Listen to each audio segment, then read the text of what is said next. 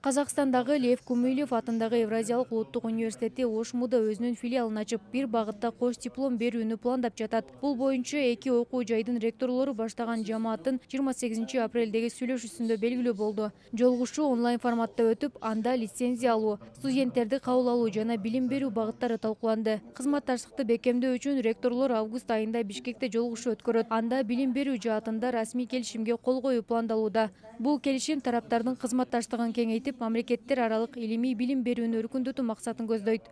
Екі елдің білім және ғылым министрлігіндегі жаңаша талаптарды ескере және біздің білім контентімізді кеңейту мақсатында біз енді осы оқу жылынан бастап Еуразия ұлттық университетінің осы Қырғызстан еліндегі филиалын ашу туралы мақсат қойғанбыз. Онда біз 4 жыл бойы тек осы Еуразия ұлттық университетінің бір бағытта дипломын алатын негізде біз сондай жұмыс жасап жатырмыз.